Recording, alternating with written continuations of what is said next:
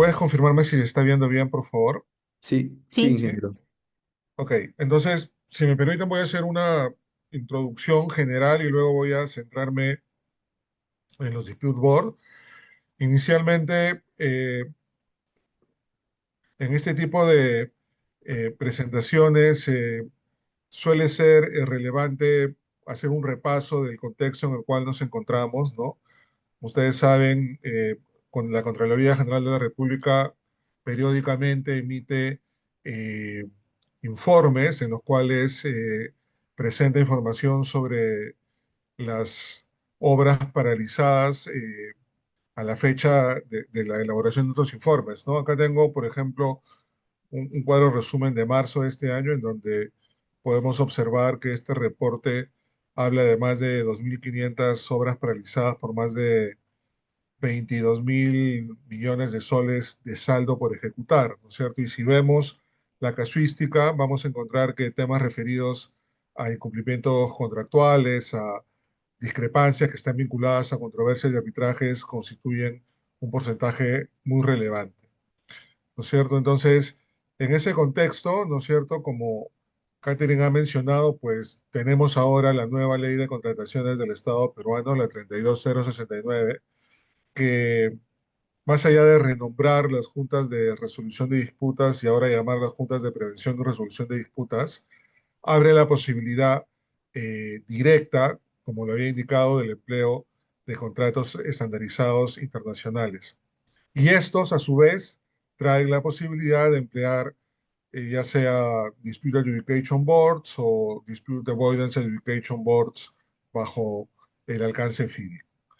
¿Ok? Ese es el contexto actual, ¿no es cierto?, con ambas leyes que eh, se han sucedido y que más allá de que en el caso propio de la Junta de Resolución de Disputas, ahora en la nueva ley se cambia el nombre y se hace la incorporación de la P para dar más énfasis y algunos temas de regulaciones específicas en lo que es la prevención de disputas, pues el cambio principal respecto a los contratos estandarizados es que pueden ejecutarse proyectos directamente, ¿no? Evidentemente hay que cumplir una serie de aspectos que están regulados en la misma ley, pero las entidades públicas pueden, eh, cumpliendo esos requerimientos, ejecutar sus proyectos empleando los contratos estandarizados.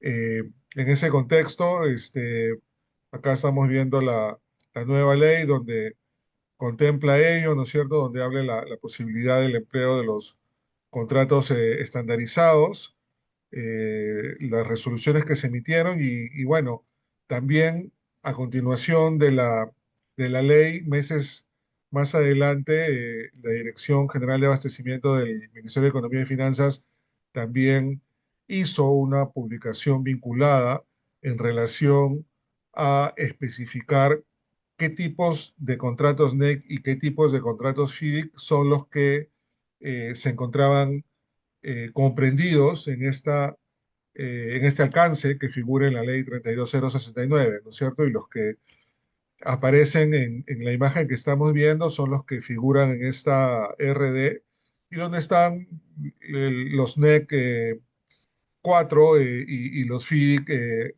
2017 con la versión reimpresa el año 2022 en su mayoría, ¿no es cierto? Entonces, cuando nos referimos a los contratos estandarizados que pueden ser empleados bajo la nueva ley 32069. No solamente nos quedamos en el tema, digamos, de concepto que figura en la misma ley, sino también tenemos vigente a la fecha este alcance que especifica de esos contratos estándar internacionales cuáles son los que podrían ser empleados.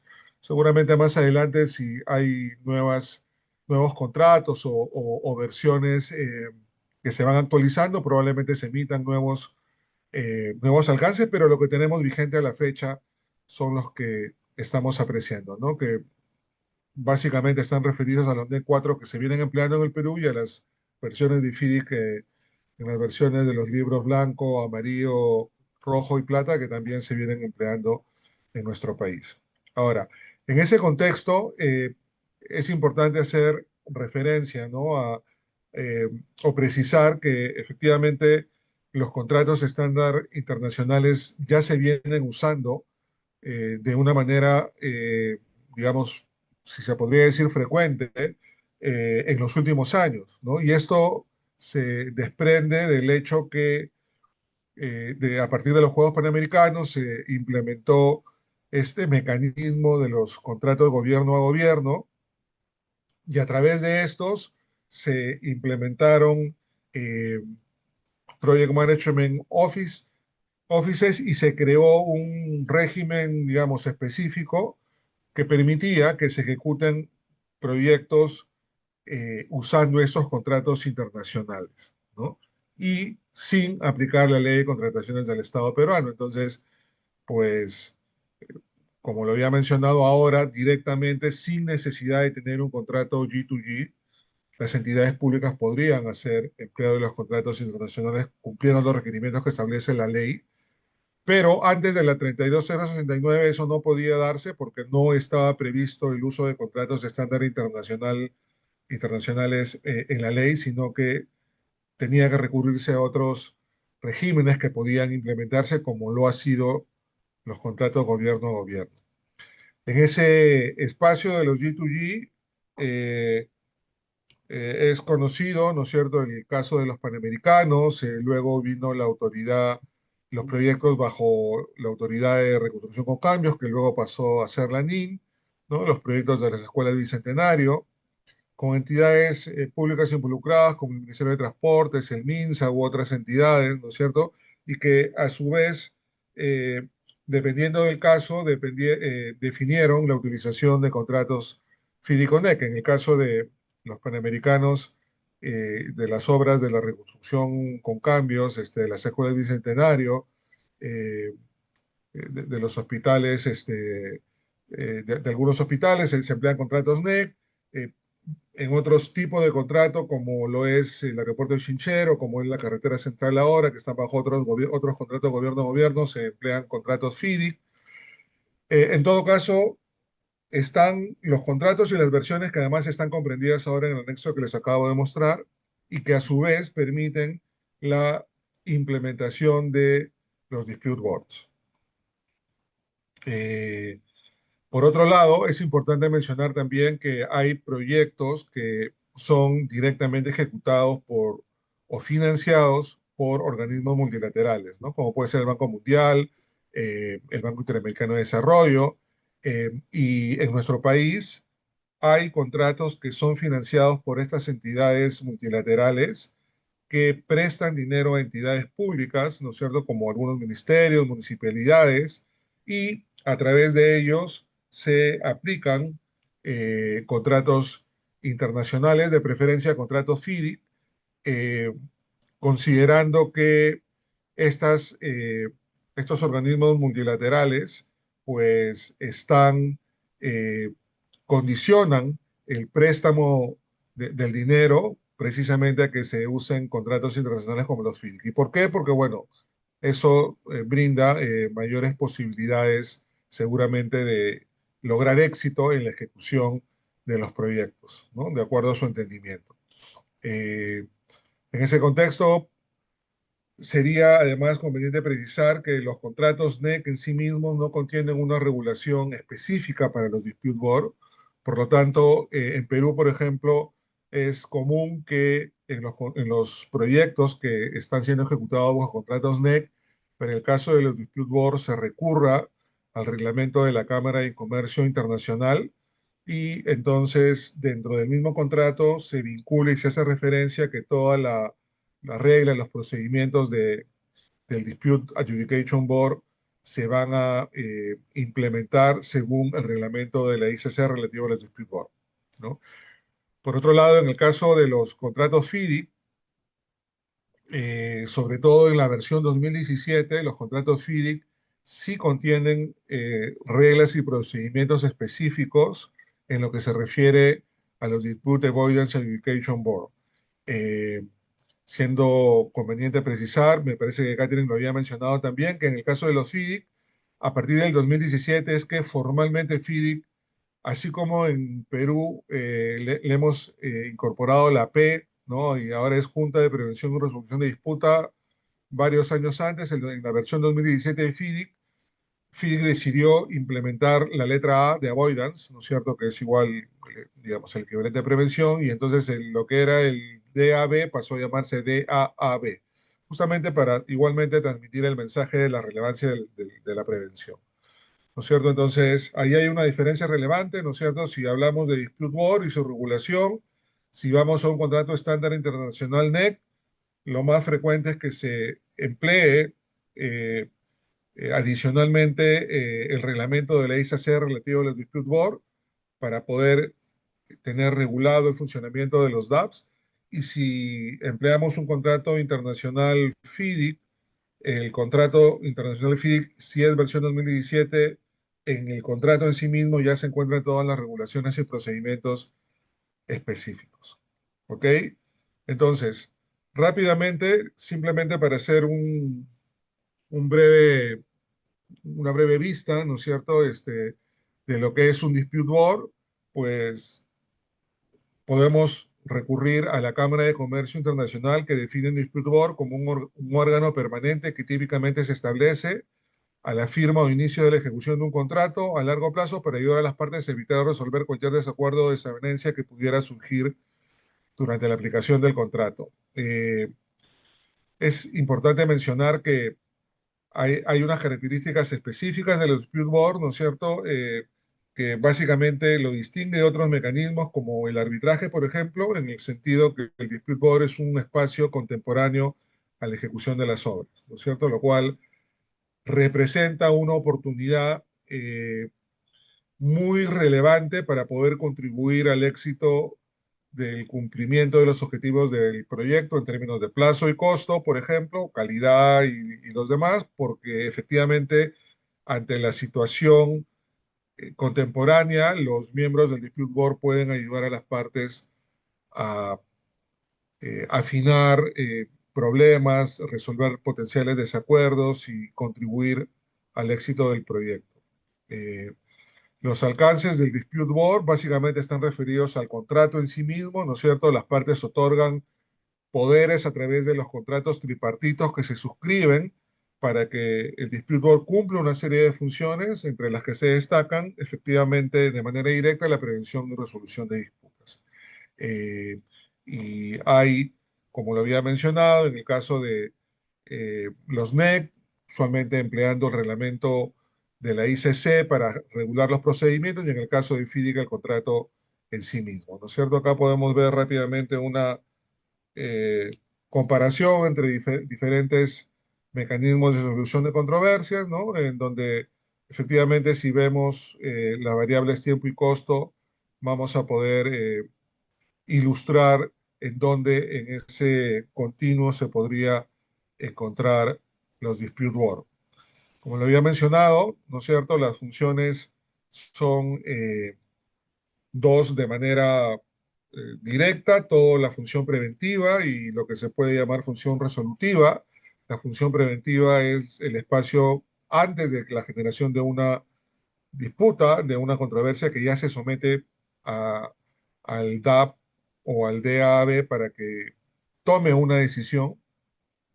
Y precisamente el objetivo prioritario a tener en cuenta es todo el esfuerzo que un DAP formula principalmente para ayudar a las partes a que potencialmente se puedan resolver en forma temprana desacuerdos y de esta manera eh, se pueda evitar generar controversias y de manera temprana se vayan aproximando posiciones respecto a situaciones que sabemos se van a presentar en todo proyecto, de tal manera de poder lograr eh, evitar paralizaciones o impactos mayores que se puedan dar en la medida que problemas que no son resueltos ya tienen que pasar a una etapa resolutiva. Eh, para este espacio preventivo hay una serie de herramientas que se emplean en los contratos, ¿no es cierto? Generalmente, por ejemplo, si vemos los NEC, todo el tema de las alertas tempranas es una herramienta muy usada, y dentro de este espacio preventivo en general lo que constituye la asistencia informal y la posibilidad de que las partes puedan recurrir en forma conjunta al DAP para solicitar una opinión, también constituye una un procedimiento que suele ser prioritario y que es un reto que cada vez más en más proyectos las partes puedan recurrir a la utilización del mismo. Por otro lado, si es que ya tenemos la controversia que se ha presentado ante el DAP, suele haber espacios ya definidos de acuerdo al reglamento que estemos empleando. Si empleamos el reglamento de la ICC, el tiempo estimado entre el momento en el cual el DAP recibe una controversia de una de las partes y el momento en el cual toma la decisión, pues es 90 días. Si nos vamos a FIDIC son 84 días. Los tiempos pueden variar siempre que haya acuerdo de partes, pero es una referencia que suele cumplirse en muchos casos además. Y en ese plazo, pues hay eh, la contestación como una oportunidad para que la otra parte pueda responder sobre el caso presentado. Suele implementarse una audiencia y finalmente hay un periodo para poder tomar una decisión, ¿no? Como sabemos, es importante señalar que las decisiones que emiten los dispute boards son de obligatorio cumplimiento, ¿no es cierto? Las partes, así no estén de acuerdo, deben cumplir con esta decisión, a eso se someten y forma parte de las obligaciones contractuales. Si alguna de las partes no está de acuerdo con la decisión, existe la posibilidad de que pueda, bueno, si hay algún error, puede solicitar alguna corrección, como en una decisión de una junta. También puede solicitar alguna aclaración, pero en general, si no está de acuerdo con el fondo, pues puede emitir su desacuerdo y reservarse el derecho para un arbitraje futuro, ¿no? Con lo cual se dice que la obligación, que la decisión de un DAP es de obligatorio cumplimiento, pero no es final. ¿Por qué no es final? Porque existe todavía la posibilidad de que en el futuro alguna de las partes pueda recurrir a un arbitraje y eventualmente en el arbitraje podrá haber una decisión que no necesariamente tendría que ser la misma que la que tomó el DAP en su momento. Sin embargo, es de obligatorio cumplimiento y eso supone un valor agregado muy relevante a tener en cuenta porque, como sabemos, la mayoría de los casos de las obras paralizadas se generan por un entrampamiento entre las partes que hacen que la obra se paralice, no continúe y se comiencen arbitrajes que pueden tomar muchísimo tiempo. En este caso, la gran diferencia es que el DAP va a emitir una decisión, pero esa decisión la tienen que cumplir las partes. Pueden ir al arbitraje, sí, lo harán más adelante, pero la obra debe continuar y las probabilidades de que se puedan acabar las obras van a ser mucho mayores en comparación a proyectos que no dispongan de este mecanismo de solución de controversias. Ok, yo me voy a quedar ahí, ¿no es cierto? En la segunda parte les voy a hablar básicamente de algunos factores claves de éxito que considero podríamos repasar en términos de lo que sería esta contribución para poder lograr los objetivos del proyecto. Ok, voy a dejar de compartir. En esta parte final, básicamente quisiera transmitirles algunos conceptos referidos a lo que podríamos denominar factores claves de éxito, ya sea para un dispute board o eventualmente para una junta de resolución de disputas. Hay aspectos comunes que eh, se recomienda sean considerados y que si se cumplen, seguramente nos van a ayudar a poder lograr este objetivo de ayudar a las partes eh, a ir gestionando el proyecto con una prevención de desacuerdos eficiente que nos permita anticipar problemas y finalmente lograr los objetivos del proyecto, ¿no? Podría hacer referencia al compromiso, ¿no? Qué duda hay que es muy importante que los miembros del Dispute Board o eventualmente de una junta pues estén comprometidos con el proyecto, que puedan tener el espacio para un entendimiento, para interactuar con las partes, para poder volcar todo el conocimiento y experiencia que tengan, ¿no? Es muy relevante que los adjudicadores conozcan la parte propiamente de ejecución. Si vemos la parte técnica, se recomienda que puedan pues tener experiencia en project management, en construction management, que hayan podido, de ser el caso, idealmente haber construido, por ejemplo, obras similares, ¿no es cierto? Todo lo cual va a dar lugar a capacidades que van a marcar sin duda la diferencia al momento de poder hacer la gestión como dispute board. Eh, por otro lado, todo este espacio relacionado a la integridad, a la ética, a la independencia, a la imparcialidad, es un factor clave de éxito. La actuación de un dispute board debe basarse en todo momento en un comportamiento ejemplar, independiente, imparcial, que no esté vinculado a un conflicto de interés, a presiones de las partes. El miembro del dispute board debe lograr poder eh, manejarse y trabajar actuando en todo momento de manera independiente e imparcial. Es un espacio muy relevante y, como dicen, no solamente hay que serlo, sino parecerlo. Por lo tanto, esto pues lleva a todo este espacio en relación al contacto que se tiene con las partes en las visitas, a los viajes, a las reuniones, ¿no? El mensaje siempre es el adjudicador o los adjudicadores deben estar en forma conjunta con las dos partes, nunca con una sola, siempre con las dos en forma conjunta. Eventualmente y excepcionalmente, si hay una reunión con una de las partes, pues la otra deberá tener conocimiento y haberlo consentido, ¿no es cierto? Pero el principio es siempre una relación tripartita en donde en todo momento los adjudicadores deben tener presente ese, eh, esa finalidad de poder transmitir y ganar confianza y colaboración con esa actuación íntegra, ética, independiente e imparcial. Si estamos buscando, y como es evidente, para poder tener éxito en el Dispute Board, necesitamos buscar confianza y colaboración, pues sin duda toda esta actuación íntegra va a ser un factor clave de éxito. Y finalmente, quisiera hacer referencia a la disponibilidad de tiempo. Es muy importante que los miembros de un dispute board o los adjudicadores puedan garantizar que van a contar con el tiempo necesario para poder atender los requerimientos del proyecto. No importa si tienen un DAP, 20 DAPs, 15 juntas, 200 arbitrajes o 15 consultorías, ¿no es cierto? Hay una casuística que puede ser muy variada. Lo importante va a ser que el adjudicador o el miembro del dispute board se comprometa e incluso al momento de previo de firmar un contrato tripartito que marque el inicio de funciones, pues firme una declaración jurada en donde compromete su disponibilidad y donde efectivamente garantiza que va a tener el tiempo para realizar los viajes a obra, de ser el caso, para poder reunirse o atender pues asistencias informales o tomar el tiempo para poder decidir en caso se presenten controversias. Es muy importante que eso se pueda materializar y el ejemplo de poder firmar una declaración en forma conjunta al contrato tripartito en donde el adjudicador garantice y se comprometa a contar con el tiempo necesario, pues constituye un factor clave de éxito.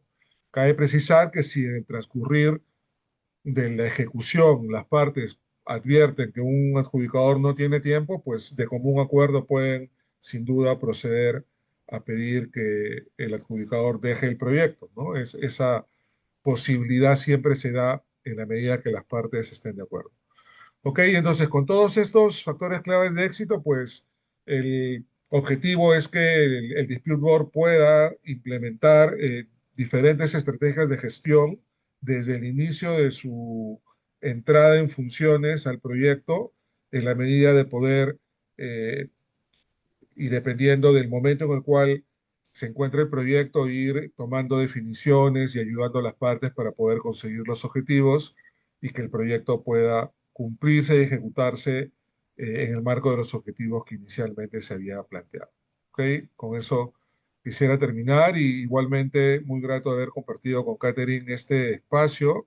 Eh, Sin duda, resultan, sobre todo ahora en nuestro país, donde estamos en un momento creciente de utilización de estos mecanismos, pues el compromiso y el reto de poder difundir buenas prácticas, de poder contribuir a la capacitación y al entrenamiento de los profesionales que se vienen sumando cada vez en mayor cantidad a este sector, pues es algo que debemos tomar siempre en consideración y pues siempre con la mejor voluntad de poder aportar a ello, lo cual va a contribuir, ¿no es cierto?, a que efectivamente pues podamos conseguir los mejores resultados posibles. Muchas gracias.